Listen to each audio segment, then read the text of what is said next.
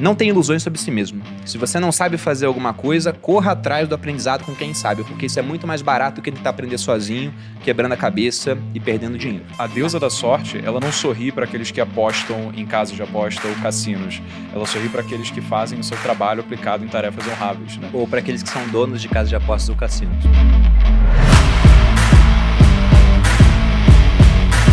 Se você oferece ouro ou conhecimento, o pessoal quer o ouro, ainda que vá gastar tudo, quando o conhecimento pode trazer muito mais ouro no futuro. Então, resumidamente, essa história é a seguinte. O Arcade teve um filho, já era riquíssimo, que era o Nomazir, e falou, vou te dar um dinheiro adiantado e vou te dar, junto com esse dinheiro, 5 tabuinhas de argila. Na verdade, uma tabuinha de argila com 5 leis. Leve isso com você. E o Nomazir era jovem, o jovem arrogante, ele foi sair para viajar pela região do Oriente Médio, foi gastando dinheiro, dilapidando, entrando numa série de maus negócios, tomando golpes, né? Que é o que acontece com o jovem, sobretudo quando ele tenta forçar o seu dinheiro a ganhos impossíveis. E aí, uma hora, ele se deu conta que estava sem nada. Aí, quando ele estava sem nada, que ele lembrou das tabuinhas de argila com as 5 leis do ouro. Que eu vou ler aqui rapidamente. Mas, usando as 5 leis, ele conseguiu recuperar o dinheiro que ele tinha perdido e voltar para o pai dele, anos depois, com mais patrimônio do que ele tinha saído. Aí o pai viu, você é digno da minha herança. Porque o melhor herdeiro é aquele que não precisa de herança. Mas essa história é bonita. Ele volta ali e coloca o primeiro saco de ouro. É verdade. No pé Fala dos essa pais. parte. É incrível, porque ele sai, né, com um saco de ouro só e com a coisa de argila. Daí ele conta pro pai dele que ele perdeu tudo, chegou a vender a própria roupa pra comer, né? Então ele se lasca todo.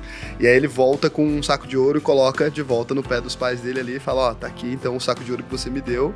E aí ele vai e coloca mais 2 sacos de ouro, né, cheios. E daí ele fala, não tem como mensurar o quanto vale o valor da tábuazinha, né? E aí ele coloca que ele dá mais 2 sacos de ouro e devolve pro pai dele porque ele quer ter direito à herança, na verdade. O pai dele pede para ele provar que ele era capaz de cuidar do dinheiro, porque senão ele não deixaria a herança para ele. Você não vai dar o dinheiro para alguém que não sabe cuidar do seu dinheiro. Acho que é o maior ensinamento, talvez, sobre herdeiros, né? Eu tiro da seguinte forma, o melhor herdeiro é o que menos precisa de herança. Se seu filho precisa da herança, você não deveria deixar uma herança. E se ele não precisa, você pode deixar ou não, porque não faz diferença. O Algamish, ele tinha filhos também. E ele decidiu fazer com que Arcádio fosse aquele que ia ficar responsável pelos seus imóveis, né? Exatamente, ele falava que os filhos dele só pensavam em gastar. E aí ele lembrou do Arcádio 4 anos depois do primeiro ensinamento lá que ele deu e volta pra falar, Arcádio, como é que tá a sua vida hoje? Aí ele vem e mostra os ensinamentos, então agora eu acho que você pode cuidar dos meus negócios. E ele deixa herança pro Arcádio também. Sim. O Arcádio ganha uma herança, na verdade. Ganha. E isso é outra questão relacionada a aproveitamento de oportunidade também, porque da mesma forma como o seu trabalho duro, ele vai com os seus investimentos consistentemente acumular uma quantidade de dinheiro, às vezes o fato de você mostrar para outras pessoas que você é responsável e que você sabe fazer uma boa gestão a respeito daquilo que você acumulou, sabe dar bons conselhos, faz com que a sorte sorria para você e essas portas do acaso acabam se abrindo de forma sem planejamento nenhum. Então, por exemplo, o Arcádio ele já ia ser um homem rico. O destino dele estava traçado a partir do momento que ele colocou esses ensinamentos em prática, mas ele se tornou muito mais rico, porque ele perguntou para a pessoa certa, porque ele aplicou o que a pessoa certa disse para ele aplicar, e a pessoa certa, depois de anos, quando chegou numa idade avançada, falou, olha, nem os meus filhos colocaram em prática o que você colocou, então agora toma aqui, você vai cuidar de todos os meus imóveis, meus negócios. Bom, pegando as 5 leis do ouro, a gente abordou parte do conteúdo delas ao longo do podcast, porque nas histórias os princípios acabam sendo sempre os mesmos. Trabalhar, poupar, empregar bem o seu dinheiro, não entrar em aventuras desmedidas. Mas as 5 leis do ouro seriam, vou ler todas aqui. Primeiro, o ouro vem de bom grado e numa quantidade crescente para todo homem que separa não menos de 1/10 de seus ganhos, a fim de criar um fundo para o seu futuro e de sua própria família. Aquela história, ganha 10 moedas, gaste só 9, tem que sobrar uma no seu bolso. 2. O ouro trabalha diligente e satisfatoriamente para o homem prudente que, possuindo, encontra para ele um emprego lucrativo, multiplicando como os flocos de algodão no campo. Não basta só poupar, você tem que investir esse dinheiro a ponto dele crescer ao longo do tempo. 3. O ouro busca a proteção do proprietário cauteloso que investe de acordo com os conselhos de homens mais experimentados em seu manuseio. Então, se você quer comprar joias, vá atrás de um ourives e não de um oleiro. Quer comprar tijolo? Aí você pede o conselho pro oleiro, né? Então, peça o conselho para alguém que possa te aconselhar naquela área. E eu diria até mais, né? Tenha cuidado com conselhos de quem ganha com as suas escolhas. Chega lá pro cara que te orienta de graça na corretora, mas que ganha comissão pelo que ele te vende. E aí tem vários fundos e tem produtos que pagam quase nada de comissão, mas tem um COI que dá 5% da cabeça de comissão. O cara vai e fala, não, entra aqui no COI, por exemplo. Então esse ponto 3 eu estenderia até para essa parte do conflito de interesse. O 4, o ouro foge do homem que o emprega em negócios ou propósitos com que não está familiarizado, ou que não contam com a aprovação daqueles que sabem poupá-lo. É o que a gente falou das pirâmides ali, né, e tal. Uma das histórias, inclusive, do filho do Arcade é que, como ele perde o dinheiro, né, ele entra num trem, logo nas primeiras horas que ele tá com um saco de dinheiro ali, ele entra num trem e ouve 2 caras conversando a respeito de um cavalo, né, tava um cavalo bonito do lado, a respeito de um cavalo de aposta, e tinha um cara na cidade de Nívea, isso, que o cavalo dele nunca tinha perdido nenhuma corrida e tal. O cara não entende nada de cavalo, ele não entende nada sobre aposta, ele não entende nada sobre corrida de cavalo, nada. Ele ouvindo o conselho dos caras lá, ele pega o dinheiro dele, boa parte, né, metade, sei lá, 50 moedas de ouro, ele pega e coloca numa aposta de uma coisa que ele nunca viu na vida, e obviamente perde, né, porque na verdade os caras estavam até combinados, é a primeira vez que ele cai num golpe ali.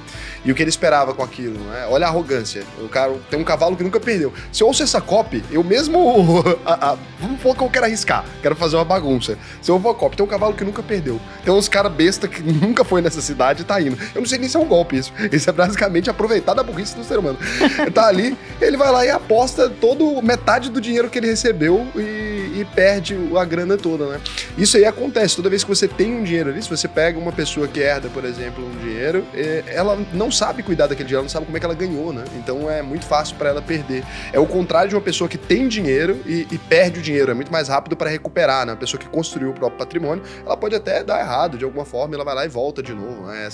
A gente tem N histórias dessa, Donald Trump, o contrário do cara que ganha o dinheiro, né? Que esse só perde mesmo. Não, e além dessa história do cavalo, ele ainda perde os outros 50% investindo em um negócio, comprando uma loja, né, que tava com o estoque barato, de algo que ele não tinha a menor noção do que ele tava fazendo. E virando sócio de alguém que não conhecia. De uma pessoa que ele não conhecia. Aí, obviamente, também dá errado e ele fica zerado. Aí que ele vai pegar a tábua lá que o pai dele deu com as 5 leis e vai começar a trabalhar e depois ele começa a investir. Então, quando ele começa a ganhar dinheiro trabalhando, ele pega o dinheiro dele e dá para um cara que ia comprar cobre que, ao final da construção do muro, iam precisar dos portões. Então, o rei ia precisar daquele produto. Então, a gente já compra aqui porque é uma demanda certa que o rei vai precisar. E o cara já fazia isso há bastante tempo. Isso não valesse nada, dava pra cunhar moeda, qualquer coisa, porque cobre tem um valor intrínseco ali, né? Então, o valor original tá protegido, que é o que eles explicam ali. E aí, a quinta lei do ouro seria: o ouro escapa ao homem que o força a ganhos impossíveis, ou que dá ouvidos aos conselhos enganosos de trapaceiros e fraudadores, ou que confia em sua própria inexperiência e desejos românticos na hora de investi-lo.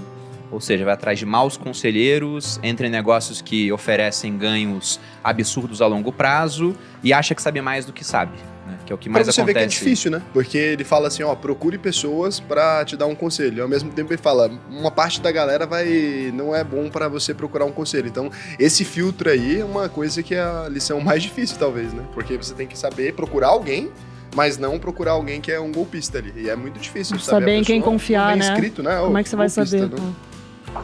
E os frutos do conhecimento que se adquire ao longo do tempo foi o que trouxe a gente até aqui, no final das contas.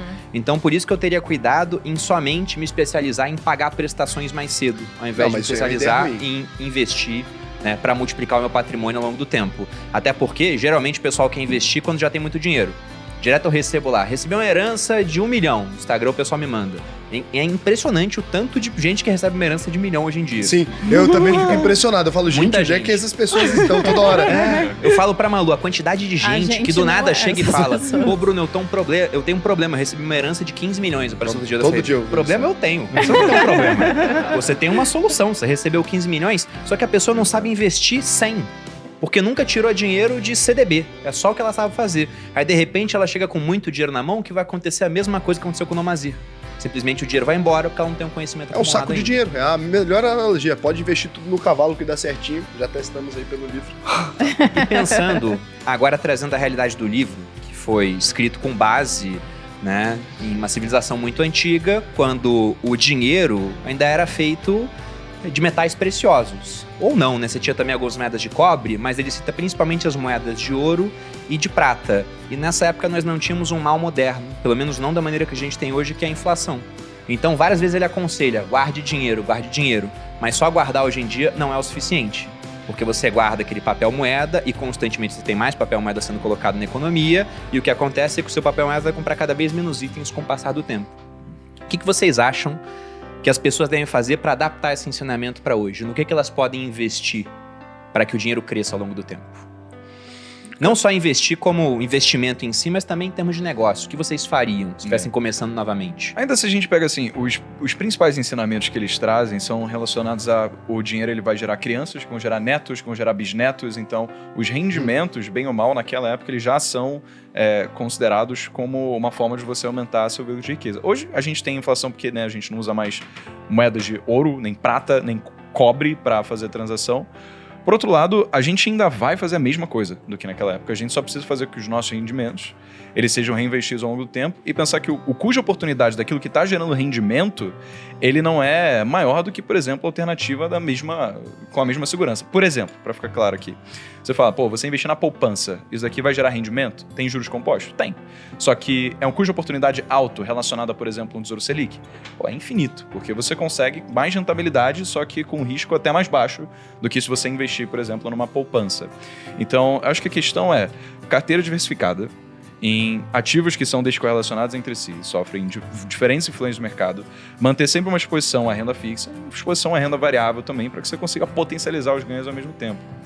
Não tem muito para onde ir, sabe? No geral, quando você pega todo o arcabouço de conhecimento que é difundido em relação a finanças pessoais e investimentos, vai ser relacionado a uma parte de fundos imobiliários, uma parte vai para ações aqui no Brasil, aí você tem que diversificar ações em setor de energia, setor bancário, setor industrial, todas essas coisas. Aí você agora começa a investir em dólar também. O que você faz? Setor de energia, setor industrial, setor bancário lá fora também, que pagam dividendos ao longo do tempo para que você consiga eventualmente ter uma fonte de renda passiva. Você consegue fazer isso, que é o mínimo, não é muito difícil, você vai conseguir bater a inflação, porque historicamente, se você pega lá o IFIX, o índice de fundos imobiliários, ele tem acompanhado a inflação, só que sem os rendimentos necessariamente, né? E se você faz isso com ações que eventualmente a própria inflação tende a reajustar os preços, o que acontece é que você vai se adaptar à inflação da mesma forma. Então, acho que os princípios são os mesmos, só que agora a gente tem um arcabouço maior de ativos do que simplesmente ouro, prata e bronze.